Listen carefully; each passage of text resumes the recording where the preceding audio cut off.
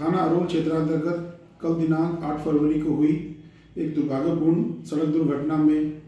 जिसमें एक छात्र की मृत्यु हो गई थी और बाकी अन्य 8 छात्र छात्राएं गंभीर रूप से घायल हो गए थे। इस संबंध में आज परिवारजन के द्वारा दी गई तहरीर के आधार पर थाना अरोल पर सुसंगत धाराओं में अभियोग पंजीकृत किया गया है। अब तक की गई पुलिस जांच एवं फोरेंसिक टीम के द्वारा जो घटनास्थल का निरीक्षण किया गया था, उनके द्वारा जो साक्ष्य इकट्ठे किए गए थे और मौके पे जो वाहन इस घटना में इन्वॉल्व थे, उन सब के ड्राइवर से की गई पूछताछ में यह स्पष्ट हुआ है कि एक ट्रक सड़क किनारे गलत स्थान पर गलत तरीके से खड़ा हुआ था। जो स्कूली वैन जिसमें बच्चे सवार थे, ये वैन पीछे से आ रही थी और ट्रक को सामने खड़ा देखकर उसके द्वारा ब्रेक लगाए गए। वैन की स्पीड काफ़ी ज़्यादा थी। फोरेंसिक जांच के अनुसार उसकी स्पीड लगभग 100 किलोमीटर प्रति घंटा या उससे भी ज़्यादा रही होगी और उसके पीछे आते हुए एक अन्य लोडर वाहन जिसकी स्पीड भी 100 किलोमीटर प्रति घंटे की स्पीड से ज़्यादा ही रही होगी, उसके द्वारा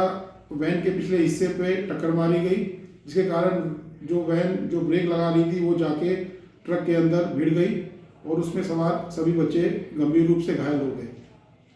इस प्रकरण में जो ट्रक ड्राइवर है,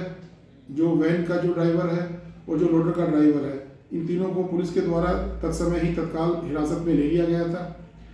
परिवारजन के द्वारा जो तहरीर दी गई है उसमें इन तीनों को उनके द्वारा इस हादसे के लिए, इस दुर्घटना के लिए दोषी बनाते हुए उन लोगों ने ये तहरीर दी है। इसके अतिरिक्त उनके द्वारा स्कूल प्रबंधन पे भी आरोप लगाया गया है कि उनके द्वारा भी अपने कर्तव्यों के अनुपालन में लापरवाही बरती गई है और जो स्कूली वैन उन्होंने बच्चों को स्कूल लाने ले जाने के लिए लगाई गई थी, वो भी मानकों पे खरी नहीं उतर रही थी। यह भी जानकारी में आया है, लेकिन इसकी अभी पुष्टि कर रहे हैं कि संभवतः जो स्कूली वैन का चालक था उसके पास ड्राइविंग लाइसेंस भी नहीं था। इन सब बातों के दृष्टिगत इन तीनों ड्राइवरों को पुलिस के द्वारा अभियोग पंजीकृत होने के बाद फॉर्मल तरीके से इनको अरेस्ट किया गया है और इनके विरुद्ध विधिक कार्रवाई की जा रही है। जहाँ तक स्कूल प्रबंधन की द्वारा बरती गई लापरवाही का संबंध है, इस संबंध में भी हमारे द्वारा जांच की जा रही है और जो भी इसमें आगे तथ्य सामने आएंगे उसके आधार पर स्कूल प्रबंधन के खिलाफ भी कड़ी कार्रवाई की जाएगी।